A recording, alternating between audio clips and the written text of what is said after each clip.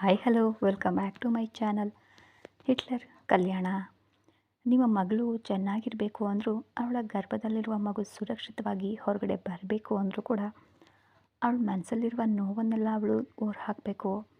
ಅವಳನ್ನು ಅಷ್ಟೊಂದು ಬಾಧಿಸ್ತಾ ಇರುವ ಆ ಆಲೋಚನೆಗಳಿಗೆ ಅವಳು ಕಡಿವಾಣವನ್ನು ಹಾಕಬೇಕು. ಅವಳು ಗಟ್ಟಿಯಾಗಬೇಕು.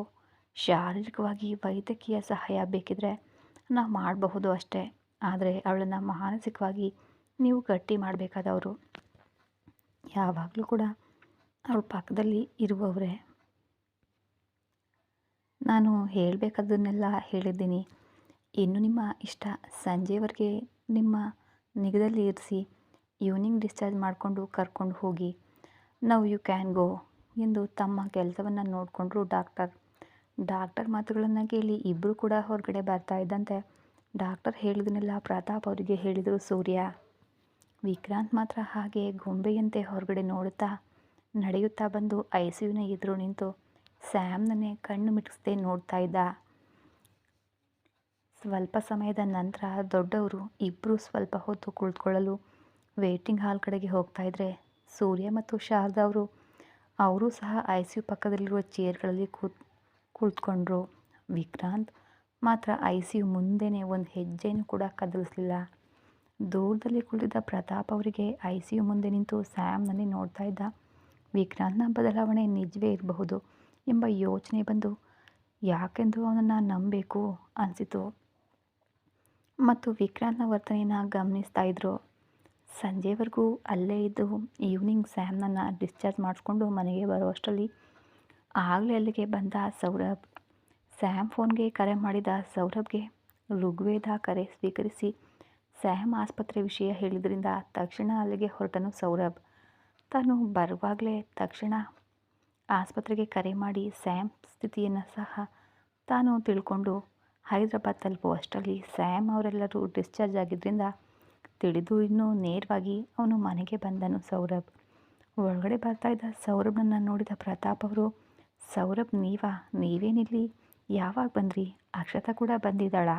ಬನ್ನಿ ಒಳಗಡೆ ಎಂದು ಸರಣಿ ಕುಶಾಲ ಪ್ರಶ್ನೆಗಳೊಂದಿಗೆ ಮರ್ಯಾದೆ ಮಾಡ್ತಾ ಇದ್ದ ಪ್ರತಾಪ್ ಅವರಿಗೆ ಕೈಯನ್ನು ಅಡ್ಡ ಹಿಡಿದು, ಸಾಕು ನಿಲ್ಲಿಸ್ತೀರಾ ಇನ್ನು? ನಾನೇನು ನಿಮ್ಮ ಮರ್ಯಾದೆ ಪಡೆಯಲು ಇಲ್ಲಿಗೆ ಬಂದಿಲ್ಲ. ನನ್ನ ಜೊತೆ ನನ್ನ ಹೆಂಡತಿನೂ ಸಹ ನಾನು ಕರ್ಕೊಂಡು ಬಂದಿಲ್ಲ. ಅವಳು ಈಗ ಪ್ರಯಾಣ ಮಾಡಬಾರ್ದು. ಒಂದು ವೇಳೆ ಅವಳು ಮಾಡಬಹುದು ಅಂದಿದ್ರೂ ಕೂಡ ನಾನಿಲ್ಲಿಗೆ ಕಳಿಸ್ತಾ ಇರಲಿಲ್ಲ ಎಂದು ಖಡಾಖಂಡಿತವಾಗಿ ಹೇಳಿದನು ಸೌರಭ್. ಅಷ್ಟು ಕಠಿಣವಾಗಿ ಹೇಳಿದ ಮಾತಿಗೆ ಪ್ರತಾಪ್ ಅವರು ಚಿಕ್ಕವರಾದಂತೆ. ಆದರೆ ಸ್ಯಾಮ್ನನ್ನು ಕರ್ಕೊಂಡು ಒಳಗಡೆ ಹೋಗಲಿದ್ದ ಸೂರ್ಯ ಅವರನ್ನು ನಿಲ್ಲಲು ಹೇಳಿದನು ಸೌರಭ್. ಯಾಕೆ ನಿಲ್ಲಲು ಹೇಳಿದ್ನೋ ತಿಳಿಯದ ಸೂರ್ಯ ಅಲ್ಲಿಯೇ ನಿಂತು ಸೌರಭ್ನನ್ನು ನೋಡ್ತಾ ಇದ್ದಾಗ ಸೌರಭ್ ಕೋಪದಿಂದ ಸ್ಯಾಮ್ ಎಂದು ಮುಂದೆ ಬಂದು ಒಂದೇ ಸಮಯ ಸ್ಯಾಮ್ನನ್ನು ಹೊಡೆಯಲು ಕೈನ ಮೇಲೆತ್ತಿದ ಕೂಡಲೇ ಅಲ್ಲಿ ಇದ್ದವರೆಲ್ಲರೂ ಕೂಡ ಶಾಕ್ನಿಂದ ಫ್ರೀಸ್ ಆಗಿಬಿಟ್ರೆ ಸ್ಯಾಮ್ ಹೆದರಿಕೆಯಿಂದ ತನ್ನ ಮಗುವನ್ನು ಅಂಗೈಗಳಲ್ಲಿ ಅಡಗಿಸ್ಕೊಂಡ್ಳು. ಸ್ಯಾಮ್ ಭಯವನ್ನು ನೋಡಿ ಅವಳಿಗೆ 2 ಇಂಚು ದೂರದಲ್ಲಿ ಅವನ ಕೈಯನ್ನು ನಿಲ್ಲಿಸಿ ಕೋಪದಿಂದ ಅವಳನ್ನು ನೋಡ್ತಾ, ಅಸಲಿಗೆ ನಿನ್ನನ್ನು ನೋಡಿದರೆ ವಿಪರೀತ ಕೋಪ ಬರ್ತಾ ಇದೆ ಸ್ಯಾಮ್. ನಿನಗೆ ನಿಜವಾಗ್ಲೂ ಸ್ವಲ್ಪವಾದರೂ ಬುದ್ಧಿ ಇದೆಯಾ? ನೀನೇನು, ನಿನ್ನ ಅವತಾರ ಏನು? ನಿನಗೇನಾದರೂ ಹುಚ್ಚು ಹಿಡಿದಿದೆಯಾ ಎಂದು ಗಟ್ಟಿಯಾಗಿ ಕೇಳ್ತಾ ಇದ್ದಾಗ ಬಾವಾ ಎಂದು ಅಳ್ತಾ ಗಟ್ಟಿಯಾಗಿ ಸೌರಭ್ನನ್ನು ಅಪ್ಪಿಕೊಂಡ್ಳು ಸ್ಯಾಮ್. ವಿಕ್ರಾಂತ್ ಘಟನೆಯ ನಂತರ ಮನೆಯಲ್ಲಿ ಯಾರೊಂದಿಗೂ ಕೂಡ ತನ್ನ ನೋವನ್ನು ಹಂಚಿಕೊಳ್ಳೋದು ಆಗಿರಲಿ, ಅಸಲು ಕಣ್ಣೀರು ಸಹ ಹಾಕದೆ ಕಲ್ಲು ಮನಸ್ಸಿನಂತೆ ಆಗಿದ್ದ ಸ್ಯಾಮ್ ಮನಸ್ಸಿನಲ್ಲಿ ಆಳದಲ್ಲಿ ಹುದುಗಿದ ಕಣ್ಣೀರು ಕರಗುವವರೆಗೂ ಅಳ್ತಲೇ ಇದ್ಲು ಸ್ಯಾಮ್. ಅವರಿಬ್ಬರನ್ನ ಹಾಗೆ ನೋಡ್ತಾ ಇದ್ರೆ ಮನೆಯಲ್ಲಿದ್ದವರೆಲ್ಲರೂ ಕೂಡ ಆಶ್ಚರ್ಯಚಕಿತರಾದರು. ಚಿಕ್ಕಂದಿನಿಂದಲೂ ತನ್ನೊಂದಿಗಿದ್ದ ಯಾರೊಂದಿಗೂ ಕೂಡ ಹಂಚಿಕೊಳ್ಳದ ತನ್ನ ನೋವನ್ನು ಕೇವಲ ಕೆಲವು ತಿಂಗಳ ಹಿಂದೆ ಪರಿಚಯವಾದ ಸೌರಭ್ನೊಂದಿಗೆ ಹಂಚಿಕೊಳ್ತಾ ಇದ್ರೆ ಅಸಲು ಅವರಿಗೆ ಅರ್ಥ ಆಗಲಿಲ್ಲ ಅದು ಹೇಗೆ ಸಾಧ್ಯ ಎಂದು. ಕೆಲವರು ಮನಸ್ಸಿಗೆ ಹತ್ತಿರವಾಗಲು ವರ್ಷಗಳ ಬಂಧನ ಬೇಕಾಗಿಲ್ಲ ಅಲ್ವಾ? ಕೆಲವು ದಿನಗಳು ಸಾಕು. ಅವರೊಂದಿಗೆ ಇದ್ದ ಕೆಲವು ನೆನಪುಗಳು ಸಾಕು. ಆ ವ್ಯಕ್ತಿ ನೀಡಿದ ಒಂದು ಸಣ್ಣ ನಂಬಿಕೆ ಸಾಕು. ಅವರು ಹಂಚಿದ ಪ್ರೀತಿ ಸಾಕು. ಒಬ್ಬರೊಂದಿಗೆ ನಮಗೆ ಮಾನಸಿಕ ಬಂಧ ಏರ್ಪಡಲು ಇಲ್ಲಿ ಅದೇ ನಡೆಯಿತು. ಸೌರಭ್ಗೆ ಮತ್ತು ಅವಳಿಗೆ ಪರಿಚಯ ಕೆಲವೇ ದಿನಗಳದಾಗಿದ್ದರೂ ಕೂಡ ಸೌರಭ್ ಅವಳ ಮನಸ್ಸಿಗೆ ತುಂಬಾ ಹತ್ತಿರವಾಗಿದ್ದನು. ಇಲ್ಲಿ ಒಬ್ಬ ಹುಡುಗಿಯ ಮನಸ್ಸಿಗೆ ಹತ್ತಿರವಾಗೋದು ಅಂದರೆ ಅವರ ನಡುವೆ ಬೇಕಾಗಿದ್ದುದು ಕೇವಲ ಪ್ರೀತಿ ಬಂಧವೋ ಮತ್ತಾವುದೋ ತಪ್ಪು ಬಂಧವೋ ಆಗಿರಬೇಕಾಗಿಲ್ಲ ಅಲ್ವಾ? ಅದು ಶುದ್ಧವಾದ ಸ್ನೇಹ ಬಂಧ ಇರಬಹುದು, ಅದಕ್ಕಿಂತ ಮೌಲ್ಯಯುತವಾದ ಆತ್ಮೀಯತೆ ಬಂಧವೂ ಕೂಡ ಆಗಿರಬಹುದು. ಸ್ಯಾಮ್ ಅಳ್ತಾ ಇದ್ದಷ್ಟು ಹೊತ್ತು ಸೌರಭ್ ಅಸಲು ಅವಳನ್ನು ಕದಲಿಸಲೇ ಇಲ್ಲ. ಅಳಲು ಬಿಟ್ಟನು. ಅವಳ ಮನಸ್ಸಿನಲ್ಲಿ ಹೆಪ್ಪುಗಟ್ಟಿದ್ದ ನೋವನ್ನೆಲ್ಲ ಕಣ್ಣೀರಿನ ರೂಪದಲ್ಲಿ ಹೊರಗಡೆ ಬರಲು ಬಿಟ್ಟನು. 10 ನಿಮಿಷಗಳ ಕಾಲ ನಿರಂತರವಾಗಿ ಅತ್ತ ಸ್ಯಾಮ್ ಸ್ವಲ್ಪ ಸಮಯದ ನಂತರ ಸಮಾಧಾನಗೊಂಡು ಸೌರಭ್ನನ್ನು ಬಿಟ್ಟು ಕಣ್ಣೀರು ಒರೆಸ್ಕೊಂಡು, ಚೆನ್ನಾಗಿಲ್ವೇ ಬಾಬಾ ನನ್ನ ಅವತಾರ ಎಂದು ತಲೆಯನ್ನು ತಗ್ಗಿಸಿ ಕೇಳಿದ್ಲು. ಸೌರಭ್ ಅವಳನ್ನೇ ನೇರವಾಗಿ ನೋಡ್ತಾ, ನೀನು ಯಾಕೆ ತಲೆ ತಗ್ಗಿಸ್ಕೊಂಡಿದೀಯಾ ಹೇಳು ಸ್ಯಾಮ್ ಎಂದನು ಸೀರಿಯಸ್ ಆಗಿ. ಓಹೋ, ಹಾಗಾದರೆ ನೀನು ಬೇಕೆಂದೇ ತಪ್ಪು ಮಾಡಿದ್ದೀಯಾ ಅಲ್ವೇ? ಅಂದರೆ ನೀನು ತಪ್ಪು. ತಟ್ಟನೆ ತಲೆಯನ್ನು ಮೇಲೆ ಎತ್ತಿದ್ಲು ಸ್ಯಾಮ್. ಏನು ಹಾಗೆ ನೋಡ್ತಾ ಇದೀಯಾ? ನಾನು ಹೇಳಿದ್ದು ನಿಜ ತಾನೇ? ನೀನು ಬೇಕೆಂದೇ ತಾನೇ? ನಾನು ತಪ್ಪೇ ಮಾಡಿಲ್ಲ ಬಾವ. ಹಾಗಾದರೆ ಇಷ್ಟೆಲ್ಲ ಬೇಕಿತ್ತ ಸ್ಯಾಮ್? ಹುಚ್ಚಿಯಂತೆ ಈ ಅವತಾರ ಯಾಕೆ? ಲೋಕದಲ್ಲಿ ನೀನೊಬ್ಬಳೇ ಮದುವೆಯಾಗದೆ ಗರ್ಭಿಣಿಯಾದಂತೆ, ಈ ಭೂಮಿಯ ಮೇಲೆ ನೀನೊಬ್ಬಳೇ ಇಷ್ಟು ದೊಡ್ಡ ನಿಂದನೆ ಹೊತ್ತಿರುವಂತೆ, ಈ ಜಗತ್ತಿನಲ್ಲಿರುವ ನೋವುಗಳೆಲ್ಲ ನಿನಗೆ ಇರುವಂತೆ ಈ ರೀತಿ ವರ್ತನೆ ಯಾಕೆ? ಖಿನ್ನತೆಗೆ ಒಳಗಾಗುವುದು ಯಾಕೆ? ಸ್ಯಾಮ್, ಸಾರಿ ಬಾವ. ನನಗೆ ಸಾರಿ ಹೇಳೋದು ಬೇಡ ಸ್ಯಾಮ್. ಮೊದಲು ನೀನು ಈ ಹುಚ್ಚು ಆಲೋಚನೆಗಳನ್ನೆಲ್ಲ ಬಿಡು. ನೀನು ಖುಷಿಯಾಗಿದ್ದರೆ ನಿನ್ನ ಮಗು ಸಹ ಆರೋಗ್ಯವಾಗಿ ಹುಟ್ಟುತ್ತೆ. ಇಲ್ಲಾಂದರೆ ನಿನ್ನ ಜೊತೆಗೆ ನಿನ್ನ ಮಗು ಸಹ ನಿನ್ನಂತೆಯೇ ಎಲ್ಲದಕ್ಕೂ ಯಾವಾಗಲೂ ಅಳ್ತಾನೆ ಇರುತ್ತೆ. ಹಾಗೆ ಇರುವುದು ನಿನಗೆ ಇಲ್ಲ ಇಲ್ಲ ಬಾವ, ನನ್ನ ಮಗು ತುಂಬ ಧೈರ್ಯವಾಗಿರಬೇಕು. ಏನೇ ಪರಿಸ್ಥಿತಿ ಇರಲಿ ಧೈರ್ಯದಿಂದ ಹೋರಾಡಬೇಕು. ನಿಮ್ಮ ಹಾಗೆ ಬಾವ ಅಂದ್ಲು. ಹಾಗಾದರೆ ನೀನು ಇಲ್ಲಿ ಇರಬಾರ್ದು. ನನ್ನ ಜೊತೆ ಹೊರಟು ಬಾ. ನಮ್ಮ ಮನೆಗೆ ಹೋಗೋಣ. ಅಲ್ಲಿ ನಿಮ್ಮ ಅಕ್ಕನ ಜೊತೆ ಖುಷಿಯಾಗಿ ಇರು. ನಿನ್ನ ಡೆಲಿವರಿ ನಂತರ ನಿನಗೆ ಸರಿಯಾದ ಸಂಗಾತಿಯನ್ನು ನಾನು ಹುಡುಕಿ ನಿನ್ನ ಜೀವನವನ್ನು ಸರಿಪಡಿಸುವ ಜವಾಬ್ದಾರಿ ನಂದು ಸ್ಯಾಮ್. ಮೊದಲು ಇಲ್ಲಿಂದ ಹೊರಡು ಎಂದು ಸ್ಯಾಮ್ನ ಕೈಯನ್ನು ಹಿಡಿದನು ಸೌರಭ್. ಆಗ ಪ್ರತಾಪ್ ಅವರು ಸೌರಭ್ ಮುಂದೆ ಬಂದು, ಹಾಗೆ ಕರ್ಕೊಂಡು ಹೋಗೋದು ಸರಿಯಲ್ಲ. ನಮ್ಮ ಮೊಮ್ಮಗಳು ನಮ್ಮ ಮನೆಯಲ್ಲಿಯೇ ಇರಬೇಕು. ನಿಮ್ಮೊಂದಿಗೆ ನಿಮ್ಮ ಮನೆಯಲ್ಲಿ ಇದ್ದರೆ ನೋಡುವ 4 ಜನ 4 ರೀತಿಯಲ್ಲಿ ಅಂದ್ಕೊಳ್ತಾರೆ. ನಮ್ಮ ರಾಜವಂಶ ಅನ್ನೋ ಅಷ್ಟರಲ್ಲಿ ಹೆಚ್ಚಿ ನಿಲ್ಲಿಸಿ, ಯಾವಾಗ ನೋಡು ಗೌರವ ಮರ್ಯಾದೆ ತರಕಾರಿ ಸೊಪ್ಪು ಸೆದೆ ಇತ್ಯಾದಿ ಎಂದು ಸೋತು ಹೇಳ್ತೀಯ ನೀವು. ಬೋಗಸ್ ರಾಜವಂಶವಂತೆ ರಾಜವಂಶ. ನಿಮ್ಮ ರಾಜವಂಶದಿಂದಲೇ ಇಂದು ಸ್ಯಾಮ್ ಸಾಯುವ ಪರಿಸ್ಥಿತಿಗೆ ಬಂದಿದ್ದಾಳೆ.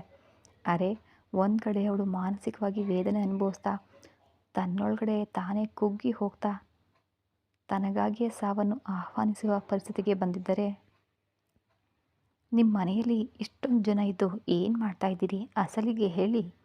ಸೂರ್ಯ ಅವರನ್ನ ನೋಡ್ತಾ, ಅಸಲು ನೀವು ಅವಳ ಸ್ವಂತ ತಂದೆನಾ?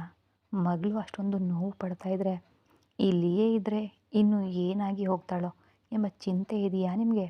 ನಿಜವಾಗಿಯೂ ನಿಮಗೆ ಸ್ಯಾಮ್ ಮೇಲೆ ಅಷ್ಟು ಪ್ರೀತಿ ಇದ್ದಿದ್ರೆ ಅವಳ ಮನಸ್ಸು ನೆಮ್ಮದಿಯಾಗುವವರೆಗೆ ಕೆಲ ದಿನಗಳು ಈ ಜಗಳವೆಲ್ಲದ ಇಂದ ದೂರ ಇರೋ ಹಾಗೆ ಸ್ಯಾಮ್ನನ್ನು ಎಲ್ಲಾದರೂ ಕರ್ಕೊಂಡು ಹೋಗ್ತಾ ಇದ್ದಿದ್ರಿ. ಅಂಥದ್ರಲ್ಲಿ ಹೀಗೆ ಅವಳ ಸಾವಿಗೆ ಅವಳನ್ನೇ ಸಾಯಲು ನೀವು ಬಿಡುವವರು ಆಗ್ತಾ ಇರಲಿಲ್ಲ. ಸೌರಭ್ ಹೇಳ್ತಾ ಇದ್ದ ಒಂದೊಂದು ಮಾತು ಕೂಡ ತಂದೆ ತಾಯಿಯರ ಹೃದಯದಲ್ಲಿ ಮೊಳೆಗಳಂತೆ ಚುಚ್ಚುತ್ತಾ ಇದೆ. ಹೌದು, ಇಷ್ಟು ದಿನಗಳ ಕಾಲ ಸ್ವತಃ ತಂದೆ ತಾಯಿಗಳಾಗಿ ತಾವು ಆ ದಿಕ್ಕಿನಲ್ಲಿ ಯೋಚಿಸಲಾಗದಿದ್ದಕ್ಕೆ ವಯಸ್ಸಿನಲ್ಲಿ ಚಿಕ್ಕವನಾದರೂ ತಮ್ಮ ಕುಟುಂಬದೊಂದಿಗೆ ದೊಡ್ಡ ಸಂಬಂಧ ಇಲ್ಲದೇ ಇದ್ದರೂ ಕೂಡ ತಮ್ಮ ಮಗಳ ಭವಿಷ್ಯದಲ್ಲಿ ಸೌರಭ್ ಯೋಚಿಸ್ತಾ ಇರುವ ರೀತಿಯಿಂದ ತಲೆ ತಗ್ಗಿಸಿದ್ರು ಸೂರ್ಯ ಮತ್ತು ಶಾರದಾ ಅವರು. ಈಗ ತಲೆ ತಗ್ಗಿಸಿ ಏನು ಪ್ರಯೋಜನ ಇಲ್ಲ. ನಿಮ್ಮೊಂದಿಗೆ ಇನ್ನು ಸ್ಯಾಮ್ನನ್ನು ಇಡುವುದು ಸಹ ವ್ಯರ್ಥ. ಇನ್ಮುಂದೆ ಅವಳ ಜವಾಬ್ದಾರಿ ಸಂಪೂರ್ಣವಾಗಿ ನಮ್ಮದು. ಇನ್ಮುಂದೆ ಸ್ಯಾಮ್ ನಮ್ಮೊಂದಿಗೇ ಇರ್ತಾಳೆ ಎಂದು ಸ್ಯಾಮ್ನ ಕೈಯನ್ನು ಹಿಡಿದು ಹೊರಗಡೆ ಬಂದ ಸೌರಭ್ಗೆ ಗೇಟ್ನಲ್ಲಿ ಎದುರುಗಡೆ ವಿಕ್ರಾಂತ್ ಬಂದನು. ಅಲ್ಲಿ ವಿಕ್ರಾಂತ್ನನ್ನು ನೋಡಿದ ಸೌರಭ್ನ ಮುಷ್ಟಿ ಕೋಪದಿಂದ ಬಿಗಿತು. ಸೌರಭ್ನ ಕಡೆ ನೋಡದೇನೆ ಸ್ಯಾಮ್ನನ್ನೇ ನೋಡ್ತಾ ವಿಕ್ರಾಂತ್ ಒಳಗಡೆ ಬಂದ. ವಿಕ್ರಾಂತನನ್ನು ನೋಡೋದೇ ಸ್ಯಾಮ್ಗೆ ಆ ರೀತಿ ಆಗಲು ಕಾರಣ. ವಿಕ್ರಾಂತ್ ಎಂದು ನೆನಪಾಗ್ತಾ ಇದ್ದಂತೆ ಕೋಪದಿಂದ ಮುಷ್ಟಿ ಬಿಗಿದು ವಿಕ್ರಾಂತ್ನ ಹೊಡೆಯಲು ಸ್ಯಾಮ್ ಕೈಯನ್ನು ತಡಿತಾಳೆ ಸೌರಭ್ನ. ಈ ಬಾರಿ ಅವಳು ಬಿಟ್ಟ ಕೈ ಅವನಿಗೆ ತಾಗಿತು. ಸೌರಭ್ ಅಂತೂ ವಿಚಿತ್ರವಾಗಿ ನೋಡಿದನು. ಅವನನ್ನು ತಡೆದ ಸ್ಯಾಮ್ನ ಕೈಯನ್ನು ಅವಳ ಮುಖವನ್ನು ನೋಡಿದನು. ಪ್ಲೀಸ್ ಬಾವ, ಈಗ ಇದೆಲ್ಲ ಬೇಕಾ ಎಂಬಂತೆ ಅವಳ ನೋಟಗಳಲ್ಲಿ ಬೇಡಿಕೆ ಇದ್ವು ಸೌರಭ್ಗೆ. ಸ್ಯಾಮ್ನನ್ನು ಕೋಪದಿಂದ ಒಂದು ನೋಟ ನೋಡಿ ವಿಕ್ರಾಂತ್ ಬಂದರೂ ಹೋದರೂ ತನಗೆ ಏನು ವ್ಯತ್ಯಾಸನೇ ಆಗದಂತೆ ಸೌರಭ್ ಸ್ಯಾಮ್ ಕೈ ಹಿಡ್ಕೊಂಡು ಹೊರಗಡೆ ಹೋಗ್ತಾ ಇದ್ದಾಗ ಸ್ಯಾಮ್ ಸೂರ್ಯ ಅವರ ಕಡೆ ನೋಡ್ತಲೇ ಅಲ್ಲೇ ನಿಂತಳು. ಸ್ಯಾಮ್ ಲೆಟ್ಸ್ ಗೋ ಅಂತ ಇದ್ದ ಸೌರಭ್ನನ್ನು ತಡೆಯುತ್ತಾ, ಸೌರಭ್ ನಿಮ್ಮೊಂದಿಗೆ ಸ್ವಲ್ಪ ಮಾತಾಡಬೇಕು ಅಂದರು ಸೂರ್ಯ ಅವರು. ಹೋಗ್ತಾ ಇದ್ದವನು ಅಲ್ಲೇ ನಿಂತು ಹಿಂದಿರುಗಿ ಏನು ಎನ್ನುವಂತೆ ನೋಡಿದಾಗ, ಪ್ಲೀಸ್ ಒಂದು ನಿಮಿಷ ನನ್ನೊಂದಿಗೆ ಬನ್ನಿ ಎಂದು ಸೌರಭ್ನ ಕರೆದುಕೊಂಡು ರೂಮ್ನೊಳಗಡೆ ಹೋದರು ಸೂರ್ಯ. ಸೌರಭ್ನ ಹಿಂದೆಯೇ ಪ್ರತಾಪ್ ಅವರು ಕೂಡ ಹೋಗಲು ವಿಕ್ರಾಂತ್ ಯೋಚಿಸ್ತಾ ಇರುವಾಗಲೇ ಬಾಗಿಲನ್ನು ಲಾಕ್ ಮಾಡಿದರು. ಸ್ಯಾಮ್ ಅಲ್ಲೇ ನಿಂತಿದ್ರೆ ವಿಕ್ರಾಂತ್ ಸ್ಯಾಮ್ ಹತ್ರ ಹೋಗಿ ಅವಳ ಕೈಯನ್ನು ಹಿಡಿಯಲು ಪ್ರಯತ್ನಿಸ್ದ, ಒಳಗಡೆ ಕರ್ಕೊಂಡು ಹೋಗಲು ಅಂತ. ಆದರೆ ಸ್ಯಾಮ್ ಅವನಿಗೆ ಆ ಅವಕಾಶನ ಕೊಡದೆ ತನ್ನ ಕೈಯನ್ನು ಹಿಂದಕ್ಕೆ ಎಳೆದುಕೊಂಡು ಕೋಪದಿಂದ ವಿಕ್ರಾಂತನ ಉಗ್ರವಾಗಿ ನೋಡಿದ್ಲು. ಪ್ಲೀಸ್ ಸ್ಯಾಮ್, ನನ್ನ ಮೇಲೆ ಕೋಪ ಇದ್ದರೆ ನನ್ನನ್ನು ಬೈ ಹೊಡಿ, ಸಹಿಸ್ಕೊಳ್ತೇನೆ. ಆದರೆ ನೀನು ಹೀಗೆ ಇರಬೇಡ. ನಿನ್ನನ್ನು ಹೀಗೆ ನೋಡಲು ನನಗೆ ಸಾಧ್ಯ ಆಗ್ತಾ ಇಲ್ವೇ? ಮೊದಲು ಒಳಗಡೆ ಬಾ, ವಿಶ್ರಾಂತಿ ತೆಗೆದುಕೊಳ್ಳುವೆ ಅಂತೆ ಅಂದನು ಮತ್ತೊಮ್ಮೆ ಅವಳ ಕೈನ ಹಿಡಿಯಲು ಪ್ರಯತ್ನಿಸ್ತಾ ವಿಕ್ರಾಂತ್. ಯಾಕೆ ಒಂದು ಸಾರಿ ಹೇಳಿದ್ರೆ ಅರ್ಥ ಆಗೋದಿಲ್ವೇ ನಿನಗೆ? ನನ್ನನ್ನು ಮುಟ್ಟಬೇಡ, ನಿನ್ನನ್ನು ನೋಡಿದ್ರೇ ನನಗೆ ಅಸಹ್ಯ ಆಗ್ತಾಯಿದೆ ಅಂದ್ಲು ವಿಕ್ರಾಂತ್ನ ಕಡೆ ಕೋಪದಿಂದ ನೋಡಿ ತನ್ನ ಮುಖವನ್ನು ತಿರುಗಿಸ್ತಾ ಸ್ಯಾಮ್.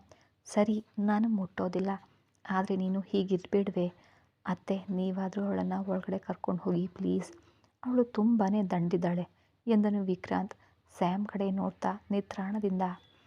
ಏನು ಏನು ಮತ್ತೆ ಇದೊಂದು ಹೊಸ ಡ್ರಾಮವೇ? ಈ ಬಾರಿ ಏನು ಪ್ಲ್ಯಾನ್ ಮಾಡಿದೀಯಾ? ಏನು ಅಕ್ಷತಾ ಅಕ್ಕನ ಹೊಟ್ಟೆಯಲ್ಲಿರುವ ಮಕ್ಕಳನ್ನು ಕೊಲ್ಲಲು ಅಥವಾ ನನ್ನ ಮಗುವನ್ನು ಕೊಲ್ಲಲು? ನಿನಗೆ ಏನು ಬೇಕು? ಈ ಆಸ್ತಿ ಸಾಕೆ, ಇನ್ನು ಬೇರೆ ದೊಡ್ಡ ಪ್ಲ್ಯಾನ್ ಏನಾದರೂ ಹಾಕಿದೀಯಾ ಎಂದು ಕೇಳಿದ್ಲು ಸ್ಯಾಮ್. ಪ್ಲೀಸ್ ಸ್ಯಾಮ್, ಸತ್ತ ಹಾವನ್ನೇ ಮತ್ತೆ ಮತ್ತೆ ಕೊಲ್ಲಬೇಡ್ವೆ. ನನ್ನ ಮಗುವನ್ನು ನಾನು ಯಾಕೆ ಕೊಲ್ತೇನೆ ಹೇಳು? ನಾನು ಅಷ್ಟು ರಾಕ್ಷಸನಂತೆ ನಿನಗೆ ಕಾಣಿಸ್ತಾ ಇದ್ದೀನಿಯೇ? ನೀನು ರಾಕ್ಷಸನಲ್ಲ, ಮನುಷ್ಯ ರೂಪದಲ್ಲಿರುವ ಕ್ರೂರ ಮೃಗ ಅಂದ್ಲು ಸ್ಯಾಮ್. ಅತ್ತೆ, ಅವಳನ್ನು ಒಳಗಡೆ ಕರ್ಕೊಂಡು ಹೋಗಿ ಅಂದ ಅತ್ತ ಅವಳು ಸ್ಟ್ರೆಸ್ ತೆಗೆದುಕೊಳ್ಳೋದು ಅಷ್ಟು ಒಳ್ಳೆಯದಲ್ಲ ಅಂದನು ವಿಕ್ರಾಂತ್. ಮತ್ತೆ ಶಾರದಾ ಅವರ ಕಡೆ ನೋಡಿ ಛೀ ಎಂದು ಅವನನ್ನು ಬೇಸರದಿಂದ ನೋಡಿ ಒಳಗಡೆ ಹೋದ ಸ್ಯಾಮ್.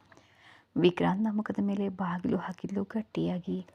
ಕಣ್ಣೀರು ಹಾಕ್ತಾ ಹಿಂದಿರುಗಿದ ವಿಕ್ರಾಂತ್ಗೆ ಅಲ್ಲಿ ತನ್ನ ಅಮ್ಮ ಅಜ್ಜಿ ಅವರು ಕಾಣಿಸೋದೆ. ಹೋಗಿ ಅವರ ಕಾಲುಗಳ ಮೇಲೆ ಬಿದ್ದು ಅಳ್ತಾ, ನನ್ನ ಕ್ಷಮಿಸಮ್ಮ, ನೀನಾದರೂ ಸ್ಯಾಮ್ಗೆ ಹೇಳು ಅಜ್ಜಿ ಎನ್ನುತ್ತಾ ಶ್ಯಾಮ್ಲಾ ಅವರು ಸ್ವತಃ ಮಗನ ನೋವಿಗೆ ಕರಗ್ತಾ ಇದ್ರು ಕೂಡ ಪಾಪ ಕಷ್ಟದಿಂದ ತನ್ನ ಮಮಕಾರದ ಬಂಧವನ್ನು ಪಕ್ಕಕ್ಕಿಟ್ಟು ಅವನಿಂದ ದೂರ ಸರಿದರು. ತಾಯಿ ಹಾಗೆ ದೂರ ಸರಿತಾ ಇದ್ದಂತೆ ತಲೆ ಎತ್ತಿ ನೋಡಿ, ನೀನು ಕೂಡ ನನ್ನನ್ನು ನಂಬ್ತಾ ಇಲ್ವಾ ಅಮ್ಮ ಎಂದು ಅಜ್ಜಿ, ನಿನಗೂ ನನ್ನ ಮೇಲೆ ಇನ್ನೂ ಕೋಪ ಇದೆಯೇ ಎಂದನು ವಸುಂಧರ ಅವರ ಕಡೆ ನೋಡ್ತಾ. ಇದೆಲ್ಲ ನೀನು ನಿನ್ನ ಕೈಯಾರೆ ಮಾಡ್ಕೊಂಡಿದೀಯಾ ವಿಕ್ರಾಂತ್ ಅಂದು ಅವನ ಭುಜಗಳನ್ನು ಹಿಡಿದು ಮೇಲೆ ಎತ್ತಿ. ಈಗ ನಿನ್ನನ್ನು ನಂಬೇಕಾದವರು ನಾನಾಗಲಿ ನಿಮ್ಮ ಅಮ್ಮನಾಗಲಿ ಅಲ್ಲಪ್ಪ, ನಿಮ್ಮ ತಾತನಾಗಲಿ ನಿಮ್ಮ ಮಾವನಾಗಲಿ ಅಲ್ಲ ಕಣೋ ವಿಕ್ರಾಂತ್.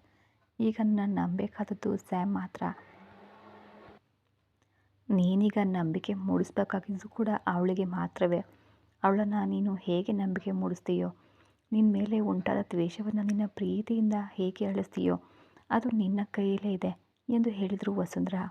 ಒಳಗಡೆ ಹೋದ ಸೂರ್ಯ ಅವರು ಸೌರಭ್ನೊಂದಿಗೆ, ಸೌರಭ್ ಒಂದು ಸಾರಿ ನನ್ನ ಮಾತು ಕೇಳಿ, ಈಗ ಸ್ಯಾಮ್ ಕಂಡೀಷನ್ ಅಷ್ಟು ಚೆನ್ನಾಗಿಲ್ಲ. ಈಗಾಗಲೇ ಅವಳ ಮನಸ್ಸು ಮಾನಸಿಕ ವೇದನೆಯನ್ನು ಅನುಭವಿಸ್ತಾ ಇದೆ. ಈಗ ಅಲ್ಲಿಗೆ ಬಂದಮೇಲೆ ಅನ್ಯೋನ್ಯವಾಗಿರುವ ನಿಮ್ಮನ್ನು ನೋಡಿ ಮತ್ತೆ ಅವಳ ಮನಸ್ಸು ನೋವಾಗುತ್ತದೆ. ಅದು ಅಲ್ಲದೆ ಮದುವೆಯಾಗದೆ ಗರ್ಭಿಣಿಯಾಗಿರುವ ಹುಡುಗಿ ನಿಮ್ಮ ಮನೆಯಲ್ಲಿ ಇರೋದು ನಿಮಗೆ ಅಲ್ಲದೆ ಅವಳಿಗೂ ಕೂಡ ಕೆಟ್ಟ ಹೆಸರು ಬರುತ್ತದೆ. ನಾವು ಎಷ್ಟು ಒಳ್ಳೆಯವರಾಗಿದ್ದರೂ ಕೂಡ ಲೋಕದ ದೃಷ್ಟಿಯಲ್ಲಿ ಇಂತಹ ಕೆಲವಕ್ಕೆ ತಲೆ ಬಾಗದೆ ಇರಲು ತಪ್ಪದಪ್ಪ ಅದು. ಆದ್ದರಿಂದ ಪ್ಲೀಸ್ ಸೌರಭ್, ನೀವು ಸ್ಯಾಮ್ನನ್ನು ಅಲ್ಲಿಗೆ ಕರ್ಕೊಂಡು ಹೋಗಬೇಕು ಎಂಬ ಆಲೋಚನೆಯನ್ನು ಬಿಟ್ಬಿಡಿ. ಇನ್ನು ಮುಂದೆ ಸ್ಯಾಮ್ನನ್ನು ಜಾಗರೂಕತೆಯಿಂದ ನೋಡಿಕೊಳ್ಳುವ ಜವಾಬ್ದಾರಿ ನಮ್ಮದು ಎಂದು ಸೂರ್ಯ ಹೇಳ್ತಾ ಇದ್ದರೆ ಸೌರಭ್ ತುಂಬಾ ಕೋಪದಿಂದ, ಬುಲ್ಶಿಟ್, ಈ ಸಮಾಜದ ಬಗ್ಗೆ ಯೋಚಿಸಿ ಸ್ಯಾಮ್ನನ್ನು ಹಾಗೆ ಬಿಟ್ಬಿಡ್ತೀರಾ ಅವಳಿಗೆ ಏನಾದರೂ ಆದರೆ ಈ ಸಮಾಜ ಬಂದು ಹಿಂದಿರುಗಿಸ್ತದೆ ಅಂದ್ಕೊಂಡಿದ್ದೀರಾ? ಅದು ಅಲ್ಲ ಸೌರಭ್, ಒಂದು ಸಾರಿ ಯೋಚಿಸಿ. ಅವಳ ಜೀವನದ ಬಗ್ಗೆ ಕೂಡ ಈಗ ಅವಳು ನೋವಿನಲ್ಲಿ ಇದ್ದಾಳೆ. ಆದ್ದರಿಂದ ಅವಳ ಭವಿಷ್ಯದ ಬಗ್ಗೆ ಅಲ್ಲದೆ ವರ್ತಮಾನದ ಬಗ್ಗೆ ಮಾತ್ರ ಯೋಚಿಸ್ತಾ ಇದ್ದೇವೆ ನಾವು. ಆದರೆ ನಾಳೆ ಹೆರಿಗೆ ಆದಮೇಲೆ ಆ ಮಗುವಿಗೆ ತಂದೆ ಯಾರು ಎಂದು ಸಮಾಜ ಕೇಳುವ ಪ್ರಶ್ನೆಗಳಿಗೆ ಅವಳು ತಲೆ ಎತ್ತಿ ಬದುಕಲು ಸಾಧ್ಯವೇ? ಅವಳ ಜೀವನಕ್ಕೆ, ಅವಳ ಮಗುವಿಗೆ ಸಂಗಾತಿಯೊಬ್ಬರು ಇರಲೇಬೇಕು ಅಲ್ವೇ? ಅದಕ್ಕೆ ಅಲ್ವೇ ಹೆರಿಗೆ ಆದಮೇಲೆ ಒಂದು ಒಳ್ಳೆಯ ಮ್ಯಾಚ್ ನೋಡಿ ಮದುವೆ ಮಾಡ್ತೀನಿ ಅಂದನು ಸೌರಭ್. ನಿಜವಾಗ್ಲೂ ನಿಮಗೆ ನಂಬಿಕೆ ಇದೆಯಾ ಸೌರಭ್, ಸ್ಯಾಮ್ ವಿಕ್ರಾಂತನ ಬಿಟ್ಟು ಮತ್ತೊಬ್ಬರನ್ನ ತನ್ನ ಜೀವನಕ್ಕೆ ಸ್ವಾಗತಿಸ್ತಾಳೆ ಎಂದು? ಯಾಕೆ ಮುಂದೆ ಹೋಗೋದಿಲ್ಲ ಅಂತೀರಾ? ಖಚಿತವಾಗಿ ಹೋಗ್ತಾಳೆ ಅವಳು. ಒಂದು ಸಾರಿ ಇದೇ ಪ್ರಶ್ನೆಯನ್ನು ಸ್ಯಾಮ್ನನ್ನು ಕೇಳಿ ನೋಡಿ. ಅವಳು ಈಗ ಆಗದೇ ಇದ್ದರೂ ಇನ್ನು 2 ವರ್ಷಗಳ ನಂತರವಾದರೂ ಸರಿ, ತಾನು ವಿಕ್ರಾಂತನ ದಾಟಿ ಜೀವನದಲ್ಲಿ ಮುಂದೆ ಹೋಗ್ತೇನೆ ಅಂದರೆ ಈಗಲೇ ಅವಳನ್ನು ನಿಮ್ಮನೆಗೆ ನಿಮ್ಮ ಜೊತೆಗೆ ಕರ್ಕೊಂಡು ಹೋಗಿ, ನಾವೇನು ಅಡ್ಡಿ ಹೇಳೋದೇ ಇಲ್ಲ ಅಂದರು ಪ್ರತಾಪ್ ಅವರು. Okay, I will show you ಎಂದು ಹೊರಗಡೆ ಬಂದನು ಸೌರಭ್. ನನಗೆ ಒಂದು ಅವಕಾಶ ಕೊಡಿ ಅಜ್ಜಿ, ನಾನು ನನ್ನ ಸ್ಯಾಮ್ನ ಪ್ರೀತಿಯನ್ನು ಮತ್ತೆ ಗೆಲ್ತೀನಿ. ಈ ಬಾರಿ ನನ್ನ ಪ್ರೀತಿಯಲ್ಲಿ ಯಾವುದೇ ಲೋಪ ಇಲ್ಲದೆ ಅವಳನ್ನು ಕಣ್ಣಿನ ರೆಪ್ಪೆಯಂತೆ ಕಾಪಾಡ್ಕೊಳ್ತೀನಿ ಎಂದು ವಿಕ್ರಾಂತ್ ಹೇಳ್ತಾ ಇರುವಾಗಲೇ ಹೊರಗಡೆ ಬಂದ ಸೌರಭ್. ಆ ಮಾತು ಕೇಳಿ ಕೋಪದಿಂದ ವಿಕ್ರಾಂತ್ನ ಕಾಲರ್ ಹಿಡಿದು, ನಿನ್ನನ್ನು ಅವರು ನಂಬಿದರೂ ಕೂಡ ಯಾವುದೇ ಪರಿಸ್ಥಿತಿಯಲ್ಲಿ ಈ ಬಾರಿ ಸ್ಯಾಮ್ನನ್ನು ನಿನ್ನ ಮಾಯಿಯಲ್ಲಿ ಬೀಳಲು ಬಿಡೋದಿಲ್ವೋ ನಾನು ಎಂದು ಅವನ ಕುತ್ತಿಗೆ ಮೇಲೆ ಮುಷ್ಟಿ ಬಿಗಿದು ಹೇಳಿದನು. ಸೌರಭ್ನ ಹಿಡಿತಕ್ಕೆ ವಿಕ್ರಾಂತ್ಗೆ ಉಸಿರಾಟ ಭಾರವಾಗ್ತಾ ಇದ್ರೆ ಯಾವುದೇ ಭಾವವಿಲ್ಲದೆ ಸೌರಭ್ನ ಕಡೆ ನೋಡ್ತಾ ಇದ್ದಾನೆ. ಹಿಂದಿನಿಂದ ಸೂರ್ಯ ಸೌರಭ್ನ ತಡೆಯುತ್ತಾ, ಪ್ಲೀಸ್ ಸೌರಭ್, ಅವನನ್ನು ಬಿಟ್ಬಿಡಿ ಅಂದನು. ಸೌರಭ್ ಸೂರ್ಯನ ಕೈಯನ್ನು ರಭಸವಾಗಿ ಬಿಡಿಸ್ಕೊಂಡು ಛೀ ಎನ್ನುತ್ತಾ ಎಲ್ಲರ ಕಡೆ ಒಂದು ಸಾರಿ ನೋಡಿ, ಸ್ಯಾಮ್ ರೂಮ್ ಎಲ್ಲಿದೆ ಅಂದನು ಕೋಪದಿಂದ. ಆಗಲೇ ಸ್ಯಾಮ್ ಕೋಣೆಯಿಂದ ಶಾರದಾ ಅವರು ಹೊರಗಡೆ ಬರೋದನ್ನು ನೋಡಿ ಸೌರಭ್ ವೇಗವಾಗಿ ಅವಳ ರೂಮ್ಗೆ ಹೋಗಿ, ಸ್ಯಾಮ್, ಒಂದೇ ಒಂದು ಮಾತು ಕೇಳ್ತೀನಿ, ನಿನಗೆ ಇನ್ನೂ ಆ ವಿಕ್ರಾಂತ್ಗೆ ಮತ್ತೊಂದು ಅವಕಾಶ ಕೊಡಬೇಕು ಎಂದು ಅನ್ನಿಸ್ತಾ ಇದೆಯಾ? ಹಠಾತ್ತನೇ ಸೌರಭ್ ಹಾಕಿದ ಪ್ರಶ್ನೆಗೆ ಸ್ಯಾಮ್ಗೆ ಪಾಪ ಏನು ಉತ್ತರ ಹೇಳಬೇಕು, ಹೇಗೆ ಹೇಳಬೇಕು ಎಂದು ಅರ್ಥ ಆಗಲಿಲ್ಲ. ಅವಳ ಊಹೆಯು ತಿಳಿಯುವ ಮೊದಲಿಂದ ಹಿಡಿದು ಬೆಳೆಸ್ಕೊಂಡ ಇಷ್ಟ. ಊಹೆ ತಿಳಿದ ಮೇಲೆ ತನ್ನ ಮನಸ್ಸಿನಲ್ಲಿ ಚಿಗುರಿದ ಮೊದಲ ಪ್ರೀತಿ ವಿಕ್ರಾಂತ್. ಯಾರ ಜೀವನದಲ್ಲಿ ಆದರೂ ಸರಿ ಮೊದಲ ಪ್ರೀತಿ ವಿಶೇಷವೇ ಅಲ್ವೇ?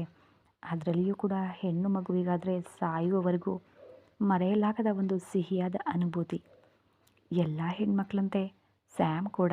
ಅದಕ್ಕೆ ತಾನೇನು ಅಂದರೆ ಅವಳೇನು ಸ್ಯಾಮ್ ಏನು ಹೊರತಲ್ಲ ಅಲ್ವೇ? ಹಾಗೆ ಎಂದು ವಿಕ್ರಾಂತ್ ಮಾಡಿದ ತಪ್ಪುಗಳನ್ನು ಕ್ಷಮಿಸ್ತೇನೆ ಎಂದು ಅಲ್ಲ, ಆದರೆ ತನ್ನ ಪ್ರೀತಿಯನ್ನು ಕೂಡ ಅಷ್ಟು ಸುಲಭವಾಗಿ ಮರೆಯೋಳ ಆಗಿರಲಿಲ್ಲ ಸ್ಯಾಮ್. ಹಾಗೆ ಹೇಳ್ತಾರೆ ಅಲ್ವೇ, ನಾವು ಯಾರನ್ನಾದರೂ ಪ್ರೀತಿಸಿದರೆ ಅವ್ರ ತಪ್ಪುಗಳು ಕೂಡ ನಮ್ಮ ಕಣ್ಣಿಗೆ ದೊಡ್ಡದಾಗಿ ಕಾಣಿಸೋದಿಲ್ಲ ಎಂದು. ಇಲ್ಲಿಯೂ ಕೂಡ ಅದೇ ಆಗಿದೆ ಸ್ಯಾಮ್ ಹತ್ರ. ಎಸ್, ಕಾಣಿಸ್ತಾ ಇಲ್ಲ ವಿಕ್ರಾಂತ್ನ ತಪ್ಪುಗಳು ಸದ್ಯಕ್ಕೆ ಅವಳ ಕಣ್ಣಿಗೆ ಕಾಣಿಸ್ತಿಲ್ಲ. ಅಂದರೆ ಕೇವಲ ಕಾಣಿಸ್ತಿಲ್ಲ, ಕಣ್ಣುಗಳಿಗೆ ಮಾತ್ರ. ಮೆದುಳು ಮಾತ್ರ ವಿಕ್ರಾಂತ್ನ ತಪ್ಪು ಮಾಡಿದ್ದಾನೆ ಎಂದು ಖಚಿತವಾಗಿ ಹೇಳ್ತಾ ಇದೆ. ಆದರೆ ಈ ಹುಚ್ಚು ಮನಸ್ಸು ಇದೆಯಲ್ಲ, ಒಂದು ಸಾರಿ ಪ್ರೀತಿಲಿ ಸಿಲುಕಿದ್ರೆ ಅದು ಮರೆತು ಹೋಗೋದಿಲ್ಲ, ಮರೆವಿಗೆ ಬರಲು ಬಿಡೋದೂ ಇಲ್ಲ. ಮೆದುಳು ಮನಸ್ಸಿನ ನಡುವೆ ನಡೀತಾ ಇರುವ ಪ್ರಳಯ ಸಂಘರ್ಷಣೆಯಲ್ಲಿ ಸಿಲುಕಿ ದಡ ಸೇರಲಾಗದೆ ಒದ್ದಾಡ್ತಾ ಇದ್ದಾಳೆ ಈಗ ಸ್ಯಾಮ್. ಅದು ಪ್ರಣಯಕ್ಕೆ ದಾರಿ ಮಾಡಿಕೊಡ್ತಾ ಇದೆಯೋ ಅಥವಾ ಪ್ರಳಯದಲ್ಲಿ ಸಿಲುಕಿ ಹೋಗ್ತಾಳೋ ಅವಳಿಗೂ ಕೂಡ ತಿಳಿದಿಲ್ಲ. ಈ ಆಲೋಚನೆಯಲ್ಲಿರುವ ಸ್ಯಾಮ್ನನ್ನು ಮತ್ತೆ ಮಾತನಾಡಿಸಿದನು ಸೌರಭ್.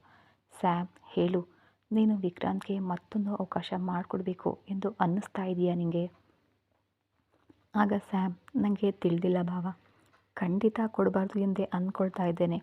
ಬಟ್ ಅದು ನನ್ನಿಂದ ಸಾಧ್ಯ ಆಗ್ತಾ ಇದೆಯೋ ಇಲ್ವೋ ಎಂಬ ಅನುಮಾನ ನನ್ನನ್ನು ಶಾಂತವಾಗಿರಲು ಬಿಡ್ತಾ ಇಲ್ಲ ಭಾವ. ಸೌರಭ್ನಲ್ಲಂತೂ ಅಸಹನೆ ಉತ್ತುಂಗಕ್ಕೆ ಹೋಗಲು ಕಿರಿಕಿರಿ ಮತ್ತು ಕೋಪದಿಂದ ಸ್ಯಾಮ್ ಸ್ಯಾಮ್ ಎಂದು ಜೋರಾಗಿ ಕೂಗುತ್ತಾ, ಅಸಲಿಗೆ ನೀವ್ಯಾಕೆ ಇಷ್ಟು ವೀಕ್ ಆಗ್ತಾ ಇದ್ದೀರಿ? ನನಗಂತೂ ಖಂಡಿತ ಅರ್ಥ ಆಗ್ತಿಲ್ಲ. ಅವನು ಅಷ್ಟು ಕ್ಲಿಯರಾಗಿ ನೀನಂದರೆ ನನಗೆ ಇಷ್ಟ ಇಲ್ಲ ಎಂದು ಹೇಳಿದರೂ ಕೂಡ ನೀನು ನಿನ್ನ ಪ್ರೆಗ್ನೆನ್ಸಿಯನ್ನು ಅಡ್ಡಿ ಇಟ್ಕೊಂಡು ಕೂಡ ಅವನು ಎಷ್ಟು ನಾಟಕಗಳನ್ನು ಆಡಿದ್ದಾನೆ ಎಂದು ತಿಳಿದು ಕೂಡ ನೀನು ಇನ್ನೂ ಅವನ ಮೇಲೆ ನಿನಗೆ ಸಾಫ್ಟ್ ಕಾರ್ನರ್ ಹೇಗೆ ಸ್ಯಾಮ್ ಅಂದ. ನಿನಗೆ ಏನಾದರೂ ಹುಚ್ಚು ಹಿಡ್ದಿದೆಯೇ? Are you gone mad Sam? ನಿನಗೇನು ಕಮ್ಮಿ ಇದೆ? ಏನಿದೆ ಹೇಳು ಅಸಲಿಗೆ? ನೀನು ಬೇಕು ಅಂದರೆ ಎಷ್ಟೋ ಜನ ಸುಂದರರು ನಿನ್ನ ಕಾಲುಗಳ ಹತ್ರ ಬರ್ತಾರೆ, ನಾನು ತಂದು ಹಾಕ್ತೇನೆ. ಅಂತಹದ್ರಲ್ಲಿ ನಿನ್ನ ಕಿರುಬೆರಳಿನ ಉಗುರಿಗೂ ಕೂಡ ವರ್ತ್ ಅಂದರೆ ಸಮಾನ ಕೂಡ ಮಾಡದವನ ಬಗ್ಗೆ ಇನ್ನೂ ಯೋಚಿಸ್ತಾ ಇದೆಯಾ? ಶಿಟ್, ಶೇಮ್ ಆನ್ ಯು ಸ್ಯಾಮ್. ನಿನ್ನಿಂದ ಅಸಲಿಗೆ ಇಂತಹ ಉತ್ತರವನ್ನು ನಾನು ನಿರೀಕ್ಷೆ ಮಾಡಿರಲಿಲ್ಲ, ಖಂಡಿತ ಮಾಡಿರಲಿಲ್ಲ ಸ್ಯಾಮ್ ನಾನು, ಅಂದ ಸೌರಭ್. ಈ ಕತೆ ಮುಂದುವರಿಯೋದು. ಸ್ಯಾಮ್ ಹಾಗಿದ್ರೆ ವಿಕ್ರಾಂತ್ನ ಒಪ್ಕೋತಾಳ? ಸೌರಭ್ ಸರಿ ಅಂತ ಹೇಳ್ತಾನ? ಮುಂದಿನ ಭಾಗದಲ್ಲಿ ನೋಡಿ. ಮತ್ತೆ ಸಿಗೋಣ. ಧನ್ಯವಾದಗಳು.